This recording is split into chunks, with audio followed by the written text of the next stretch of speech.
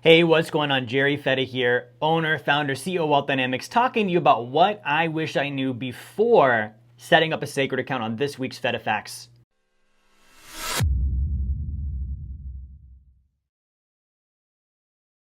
Hey, welcome back to Fetta Facts. Jerry Fetta, CEO and founder of Wealth Dynamics. So I've been doing this series on the things that I wish I knew before I set up a sacred account. And I've talked about, several different ones, but the one I want to go over today, and I'm going to share this because I went over this with someone yesterday. I've been doing, every so often I will do one-on-one meetings with clients. I'm going through one of those periods now because I like to talk to people and I like to find out what's happening and I like to answer their questions and I like to help.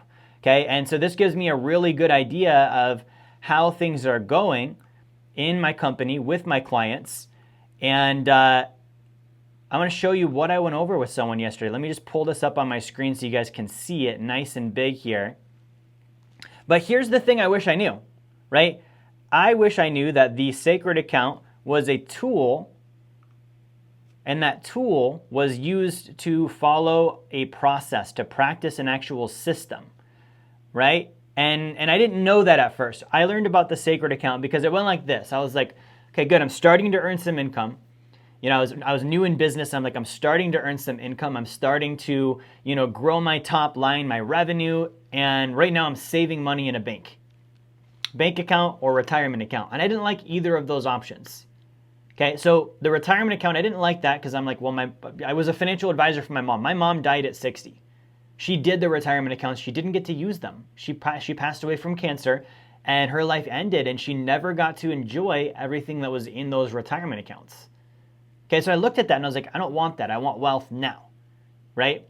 Now, I didn't like the bank because the bank wasn't paying me anything. I was like, okay, my money is, earning almost no interest, right? And then I learned what banks actually do. What banks actually do to my money. I learned that and it disgusted me. And I was like, so you don't do a retirement account, you don't do a bank. What do? Do you bury it under the mattress? Like where are rich people putting their money? And I knew there was like real estate and this and that. And I was like, yeah, but I don't have enough for that yet. I need to build up enough money to do the real estate in the first place. And it needs to be somewhere in the meantime. Where is that somewhere? And that's what the sacred account solved for me.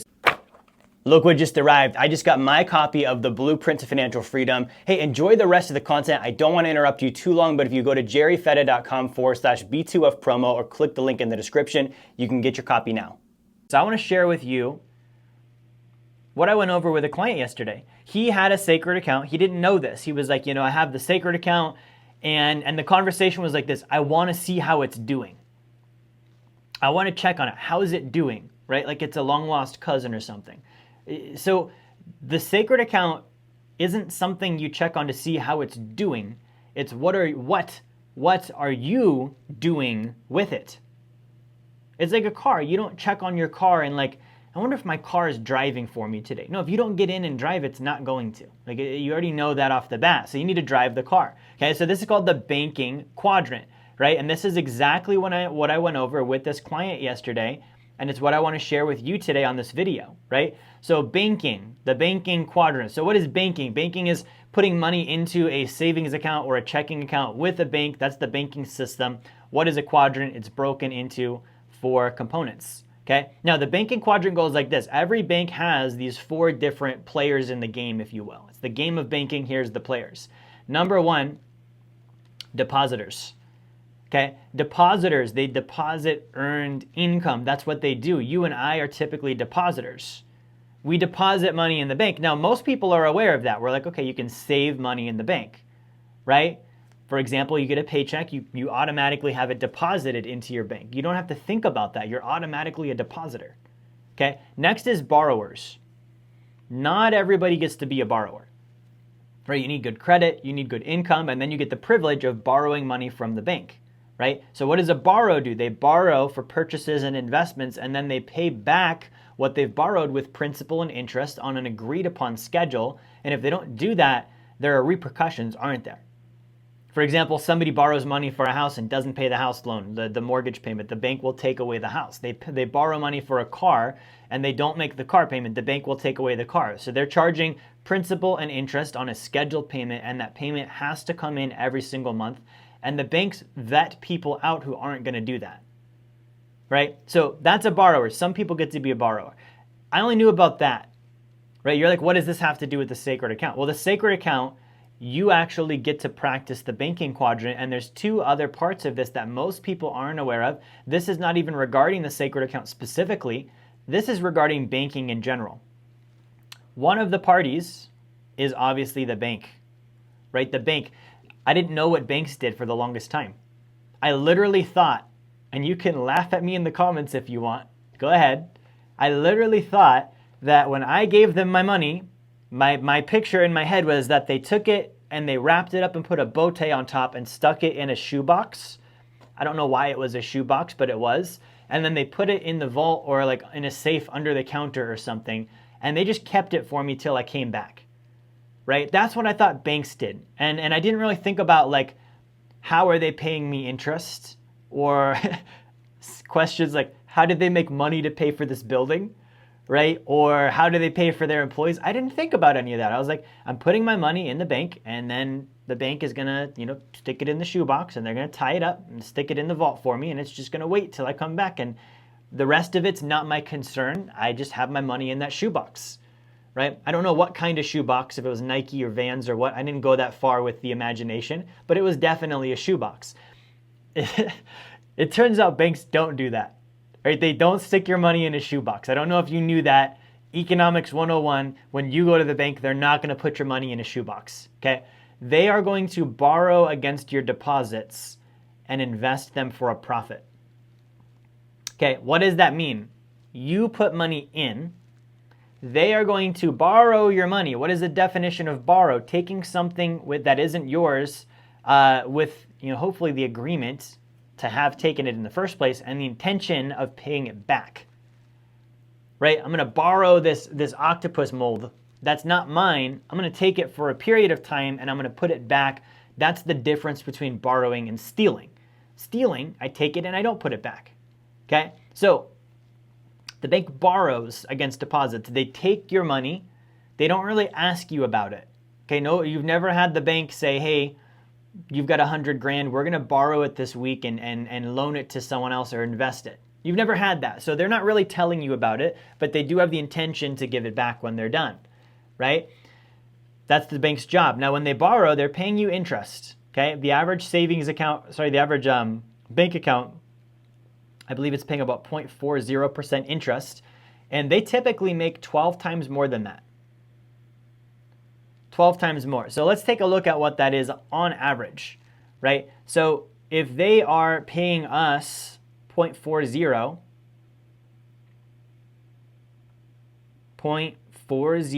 and they're making 12 times more, they're making on average 4.8%, and then they're paying us 0.40%.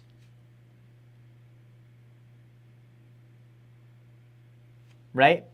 Because 0.40 goes into 4.8 12 times. Okay? So that's pretty reasonable.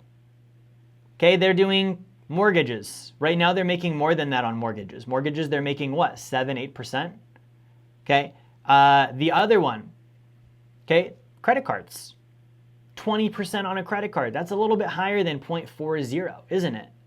Car loans, 6, 7, 8%, 9%, maybe 10. Okay, that's a little higher even than 4.8, but on average, it's been about 4.8. They make 12 times more than they pay the depositor, okay?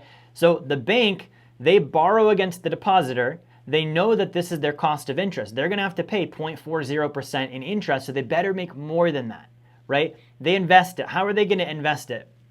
They are going to loan the money out to someone else. That's number one. The mortgage, that was someone else's deposit. The guy that took out the mortgage borrowed someone else's deposit. The bank's a glorified middleman. They just facilitated the transaction, okay? The car loan, the guy who took 30 grand out on a car loan, that was first someone else's $30,000 deposit.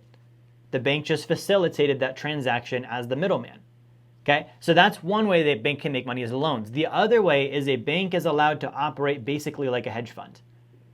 They can invest in foreign currency. They can buy stock. They can buy private equity. Okay, Silicon Valley Bank, do you know why they went out of business in 2023? Because they took the majority of their deposits, They bought private equity technology stocks, which are like the riskiest thing you can do next to cryptocurrency. No earnings, no assets, no nothing. It's just we have an idea for an app or whatever, and we're going to raise a bunch of money without any earnings. They call it pre-revenue. I call that broke, right? Broke companies borrowing lots of money from banks, and those banks are loaning out that money from depositors. They're taking the depositors and they're going to invest it in those crazy high-risk tech stocks. The tech stocks fail, because most of them do. The bank loses the money on the deposits. Turns out most of their deposits weren't insured in the first place, and the bank goes under. Okay, that's what happens. So the borrower, and we're going to stick with the borrower one, because I'm not going to tell you guys invest in private equity tech stocks. We're not going to follow the bank's example there. But the borrower, what is their job? Buy the house, the car, the fourplex, the real estate, the whatever, and then pay the loan back to the bank with principal and interest. The bank is charging the borrower a higher rate than it costs them to borrow against the deposit. Okay, that's what's happening there. Now, the shareholder owns the bank. The bank has owners, right? The owners make what's called a dividend. A dividend is surplus profits that are returned as a reward to the shareholder for investing, and those can be paid quarterly or monthly or annually depending on the company. Okay, but banks are owned by shareholders. Those shareholders earn dividends on bank profits, right? So it's kind of like buying AT&T stock and getting paid dividends, except you're buying or owning the stock of a private bank or a public bank, and you get paid dividends based on the profitability of the bank. Okay, now, what does this have to do with life insurance? When we do the sacred account, you are, for all intents and purposes, taking over all four of these quadrants. You're the depositor. You're depositing money into your sacred account. Same thing there. We're not changing that. We're just changing the location. Whatever you deposit into someone else's bank, deposit into your own instead. Now, you are now the banker. This means your job as the banker is to borrow against your deposits and either loan them out or invest them to get a higher return than your cost of borrowing. So let's say when you borrow, you are going to pay 3 to 5% interest to borrow. Right? Now the neat thing is the depositor, you're typically making like 2 to 3%. Guaranteed interest right there. Okay? So you're making interest on the money as the depositor. Said and done. The depositor, that's actually the safest place you can put money. As the bank though, when you borrow against that deposit, it's going to cost you 3, 4, 5% interest to do that. So what do we know? We know right off the bat, we better earn more than 3 to 5% by loaning the money out. Now, we are also the borrower. Okay, this means that you are the depositor. You put the money in. You are the bank. You're borrowing against the deposit. You are the borrower. You are then loaning the money to yourself, and you are charging yourself more than it costs to borrow. So if my cost of interest is 5, Jerry Fetta pays his bank back at a 6% interest rate, principal and interest every month. I get to set my own term. I often will do 60 months. That's kind of my average.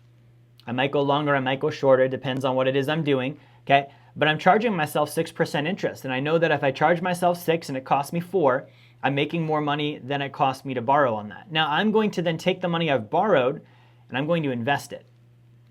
I'm going to invest it, or I'm going to pay off debt, or I'm going to self-finance a large purchase. For example, I bought my car with a loan from my sacred account. So instead of a car payment, I make a payment back to my own bank every single month, scheduled principal and interest. I charge myself 6%.